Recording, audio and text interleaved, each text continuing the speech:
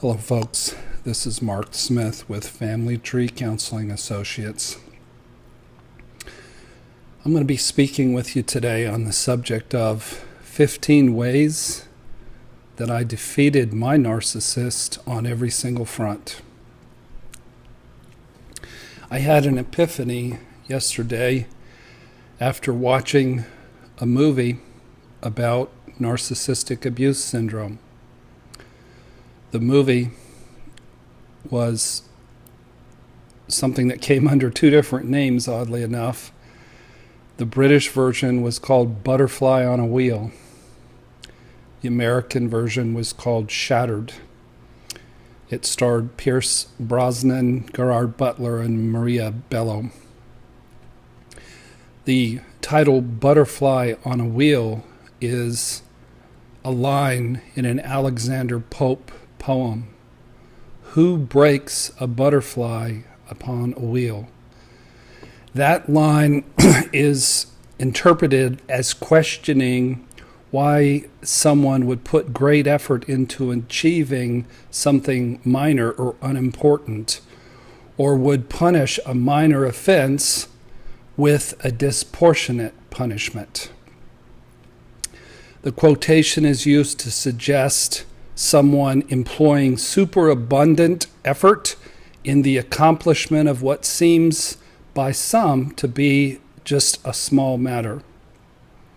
So in this movie, Gerard Butler played a narcissist and a liar and a cheater. And his wife, Maria Bello, I'm ruining the movie for you, sorry. And Pierce Brosnan, who was the husband of the woman that Gerard Butler's character was cheating with. They found out about it, and they got together and they formed a plan.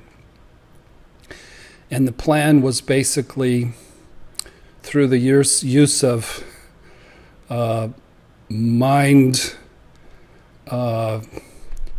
fucking techniques, intimidation, some violence, some threat. They put Gerard Butler's character through abandonment, fear,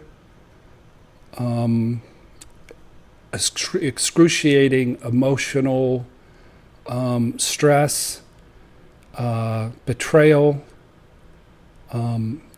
It was masterful.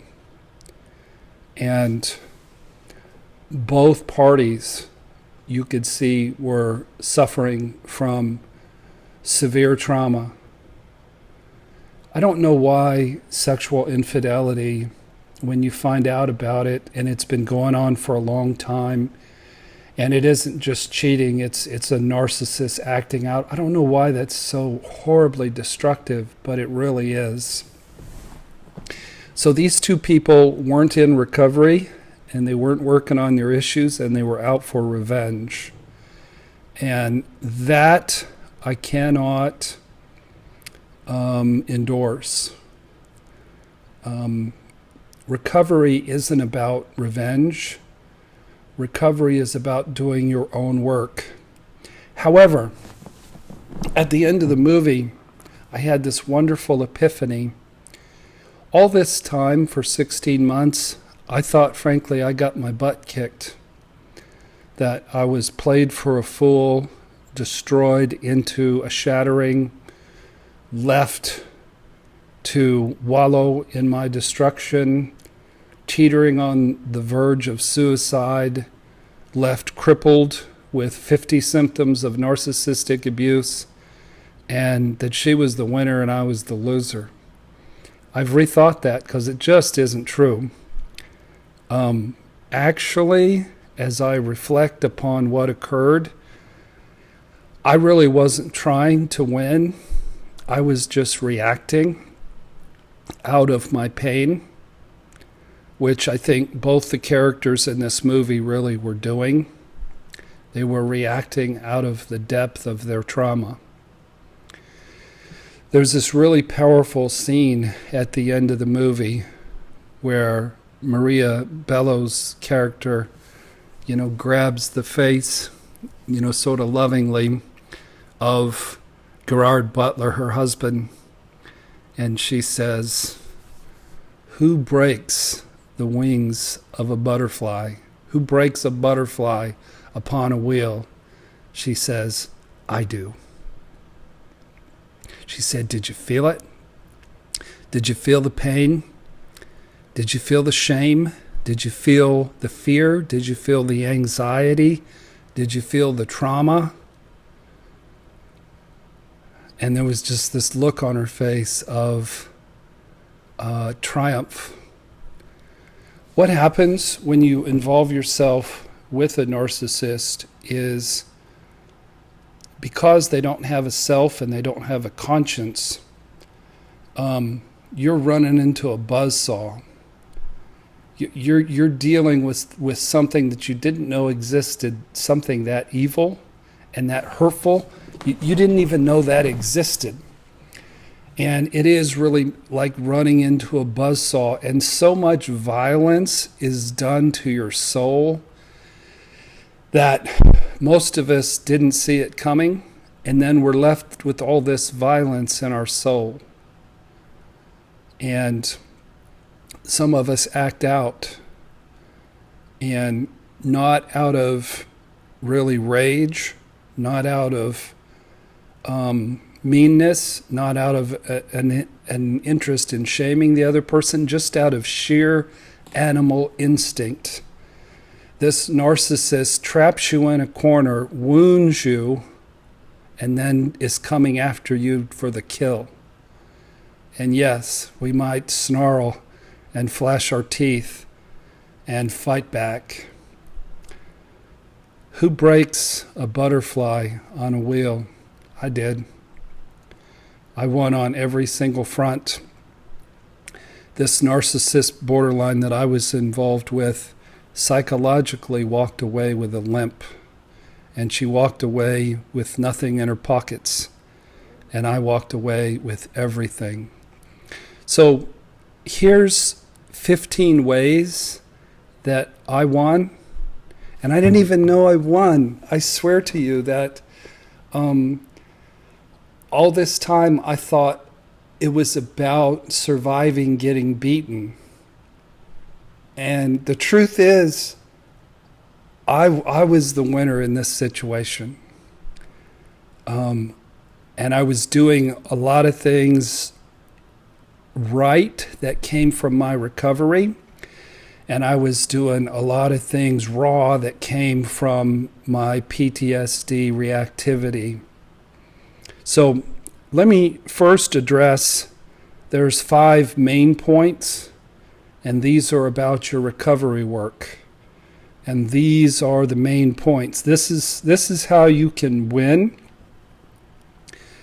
in your reflection upon what happened. Many of us feel humiliated and beaten, and I'm just offering a reframe. These are actually true ways and accurate ways of thinking about the situation that will help you feel better, and they're just the truth. So the number one way to defeat your narcissist is for you not to look at it as being destroyed and shattered, but to look at it as a healing that you are embracing. They did you a favor. You needed a deep emotional healing. You recruited them, and then you benefited from the healing. I have healed so much in 16 months. Yes, it was excruciating. Yes, the pain level I wouldn't wish on my worst enemy, but I'm starting to have fruit from the healing that is just wonderful and amazing. So embrace the experience as a positive, because it is. Embrace the experience as a healing opportunity, because it is. They did not snooker you. They did not gaslight you into oblivion. You used them and Mother Nature colluded with you to bring about an opportunity to heal that just knocked your socks off and made you into a better person, made you into a better significant other. My second point is, okay, the video is about 15 ways I defeated my narcissist. But the second point is, if you try to win, you're operating with the wrong spirit. You're operating out of revenge. In the movie, there were two shattered people, but they were patient, they were cunning, they were willing to do what it took, and payback is a bitch. Revenge is a dish best served cold. And these two people served up an icy, huge platter of revenge, and they enjoyed it. And they were brilliant in executing it. Most of us are too shattered to be brilliant.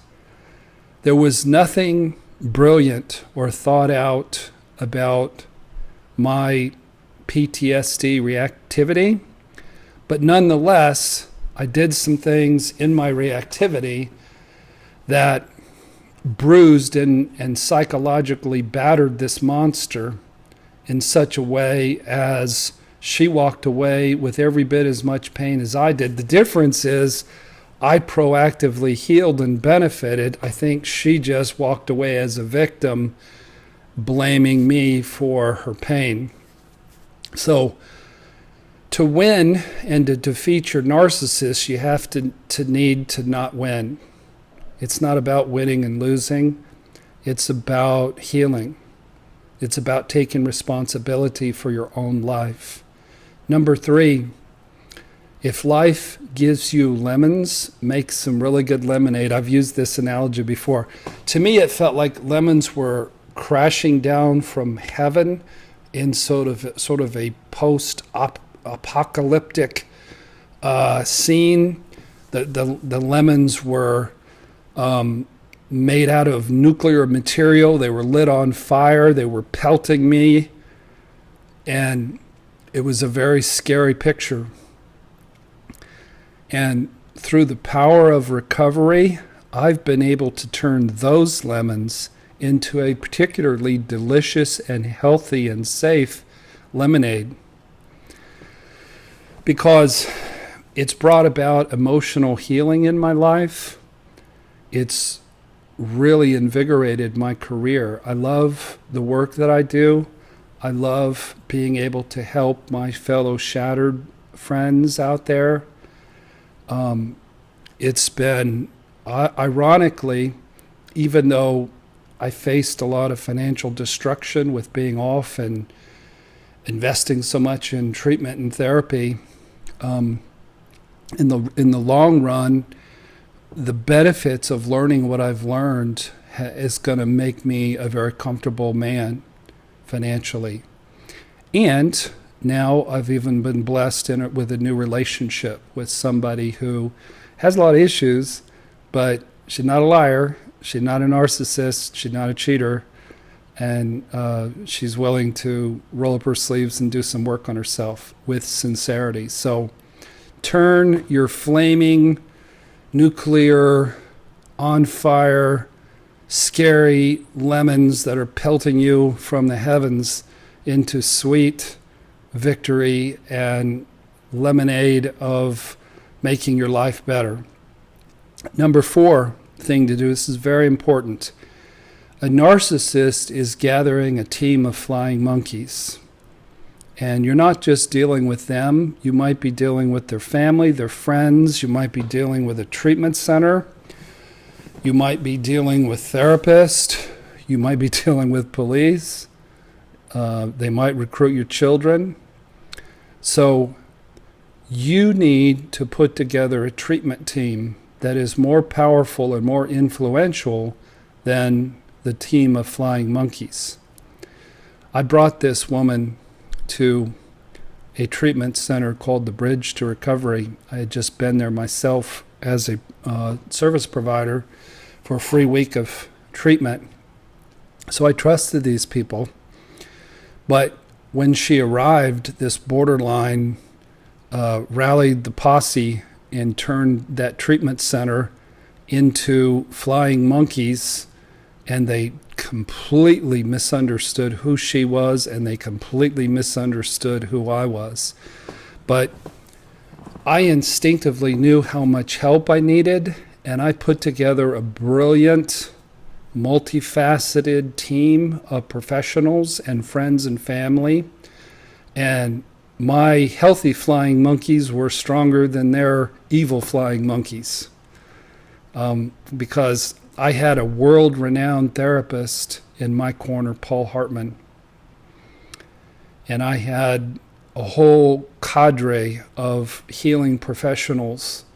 I had one of the best treatment centers in the world on site near Nashville, Tennessee, on my side.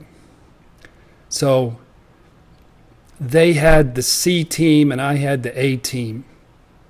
So they were no match for the team that I put together. I was going to get better. I was going to have victory. They were going to be in denial, and she was going to walk away limping. Who breaks a butterfly on a wheel? I do. I did. You can. What that means is, in our society, people view it as, oh, he just had an affair, she just had an affair, and the spouse went nuts, and they overreacted. Who would go through so much trouble and so much energy to bring accountability for something that's not that big a deal? You and I know better. It's not just cheating. What we went through was far more diabolical and evil than somebody just cheating. So who would go out of their way to recompense and to bring accountability to somebody who the world thinks doesn't deserve accountability, but we know the level of violence they perpetrated?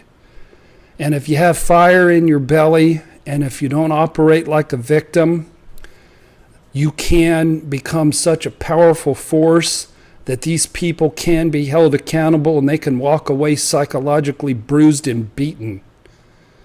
Mine was a particularly nasty one, and I got the best of her. So the fifth thing is gain insight into the truth of who they are. You're going to have to watch a lot of videos about narcissism and narcissistic abuse syndrome recovery. I haven't read this book yet, but I keep hearing about it, and I think everybody should read it. It's Complex PTSD by Pete Walker. I'm more of a audio man, so I've been waiting for it to come out on audio, but I'm going to break down and buy it this week and start reading it, and I'll be making videos on it. I had a chance to meet with some YouTube video makers in Michigan last week, and Dana was there, Thriving After Abuse channel. And she's brilliant, and she's lovely, and she's wise, and she's very influential, and I learned a lot from her. And I hope to be doing some collaborating with her. Actually, I'm hoping to begin a live show in a couple of weeks, maybe on a Tuesday night, maybe on a Sunday. I'm not sure yet. But a lot of YouTube people do live shows. The benefit is you guys can then message in, and then I can answer questions. So I might give that a roll and see how that goes. So those are my main 5 points, because those are things that you can do proactively in your recovery once you have the insight as to what's going on. Now, the next 10 points, my brother has this saying, you're lost as a goose.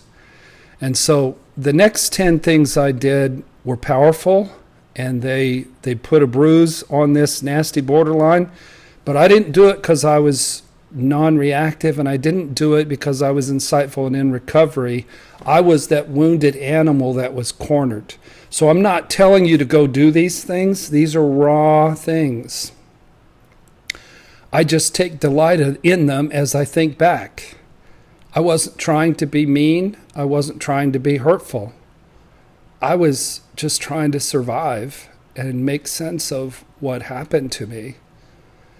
So I hope you understand the spirit in which this is shared. I'm not saying go out and do these things. I'm saying this is what I did, and I'm delighted that I did them. Because I had a treatment center and a family and a narcissist that were all had the wrong information and were bullying me, and I punched them all in the face with the help of my treatment team. So I'm wanting to reframe some of your traumatic reactions and some of mine. This is what I did. So one thing I did was, in the first 8 days after this person confessed, me and one of my associates, Renda Hall, and friends, we basically psychologically got the truth out of her. We grilled her, this woman, Betsy, for hours. And she would lie, tell me a little more, lie, tell me a little more. But both Renda and I were relentless in investigating her and interrogating her. And finally, I just said, write it down. And I handed her a pad of paper and a pen, and she wrote it all down. And when she first confessed, what she ultimately told me was probably 1,000 times worse, but she wrote it down. And I typed up what she wrote down, and in my reactivity, then the next thing that I did was I gathered community around my brother, my daughter, my best friend, some people from my office, our neighbors, some people from Betsy's church, Betsy's 2 brothers, Betsy's parents.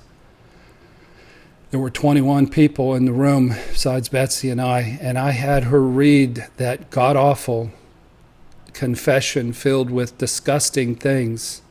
Things like this man, to worship her, he would drink her urine. Things like she began this acting out really within weeks of knowing me and moving into my home. Horrible, horrible, disgusting things. But I had her read that, not because I wanted to shame her, not because I wanted to be mean. You're just in such shock when this happens. You want people to know about it, because if it's said out loud, maybe it'll seem real. It just seems so mind-blowing and so surreal that these things happened. To have her look people in the eye and say, yeah, I used to go out at lunchtime and have oral sex and a taco. You know, I did that 30 times. And if she said she did it 30 times, she did it 300 times. There was something about that felt vindicating and powerful and affirming to me. Again, when you're raw, when you're shattered, I'm not recommending that you do this. I'm recommending that you don't. But if you did some things in your shattered state and condition that brought some accountability, then more power to you. This treatment center that she went into basically shut off contact and started treating me like I was the perpetrator. And this elevated my frustration and my trauma. And I was shut out, and I emailed that 6-page wicked confession to every single person on Betsy's email list.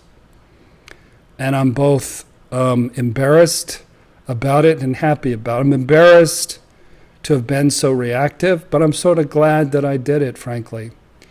She brought so much violence to my soul in my cornered, wounded animal condition. She got some psychological violence back.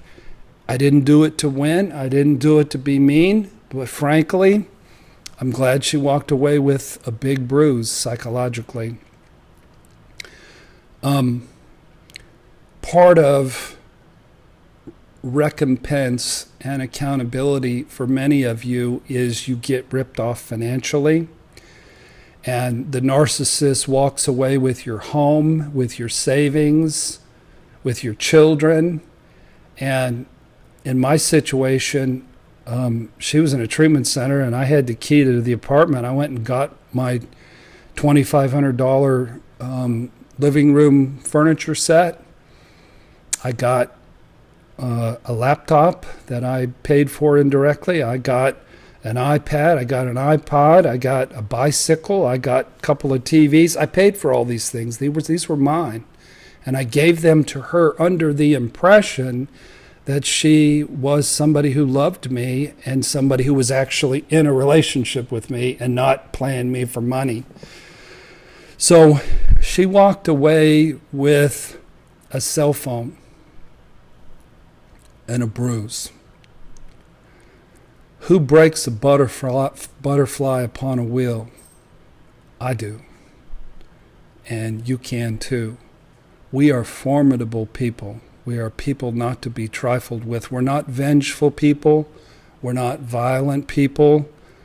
But if you put us in a corner and wound us, you're liable to get bit. And it'll be your fault if you do. There was some bedroom furniture, a nice bedroom suite of furniture and a large fridge that were hers that are now mine. There was accountability for her at work. Everybody at Roche Laboratories knows who she is and who this man is. I made that happen. And again, it's a double-edged sword. Would I do it again in my present condition? No, I would not. I don't care. I just don't care. But am I glad that everybody at Roche knows who she is? Yeah, I sort of am. And everybody knows who he is. They're really known as sick, perverted, heartless, evil people.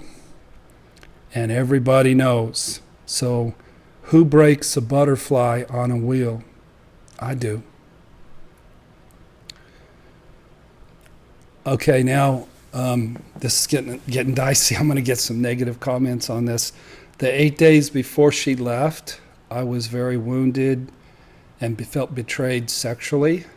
And frankly, I asked her to perform some sexual acts that happened during her relationship with this sick man, just because, again, it felt healing to me. It felt like justice.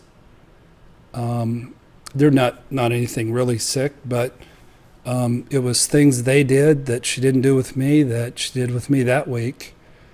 And to keep up her facade and to keep a shot at conning me for money, she had to do them. So I felt sort of sexually vindicated. Like, it's not revenge. It's not hatred. It's breaking a butterfly on a wheel.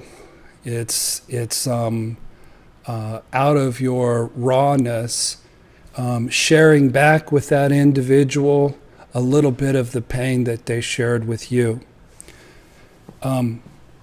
I also had a voice with the treatment center, and I have made life difficult for them. There's a very visible Google, review. And anybody who reads the reviews, nobody's going to go there. And I've brought a lot of negative press and attention to the Bridge to Recovery and Kim Iverson, because they got played and they didn't have the integrity to do what was right. And they really shouldn't be in business. They shouldn't be treating people in this field because they simply aren't competent, and people could be destroyed and people could die. So in being raw and in being powerful, you don't have to roll over and be a punk. You don't have to roll over and get beaten. You can non-reactively fight and put a bruising on these bastards without getting yourself in trouble or thrown in jail. I didn't get in trouble. I didn't get thrown in jail. There were some times where I could have got in some trouble, but I believe the grace of God kept that from happening. So that's my message to you, is don't look for revenge. But if you look back and you feels like you did some things that were raw, then don't feel ashamed about it. Run into the end zone, take that football and spike it and do a victory dance and put a smile on your face and you say, you know what? They messed with the wrong person. They walked away with a limp. I was able to, with the help of my recovery team and the fire in my belly and my sense of self, I was able to take that butterfly and crush it and break it on a wheel. And I don't know, that thought helped me, that it was two different things. It was, I never tried to get revenge, but I did some raw things purely out of PTSD. People don't understand. You're not making choices. You're raw, you're bleeding, and you're reacting. That is not a moral condition. That is not a moral choice when that much violence is brought to your soul. So, in the here and now, embrace your healing. Don't try to win. Turn lemons into lemonade. Gather a powerful treatment team that will outdo the team of flying monkeys, and squeeze as much insight as you can out of this experience. And then go through and reframe anything raw that you did to put a bruising on that rotten person as not shameful things that you did, but honorable things and just things that frankly you can feel good about. I've got her former bicycle in my garage. I painted it green. I don't ride it much, but every time I go out there, it feels like spiking the football in the end zone. It's like, I won. I won. I was blindsided. I was quadruple teamed. I was confused, and I still won. Because I'm walking away a blessed man, and somebody with a smile on his face, with no bitterness in his heart, and with the power of knowing that while I'm not victimized, I'm also not a pushover. Who breaks a butterfly on a wheel? We do. God bless you, folks. Thank you for watching.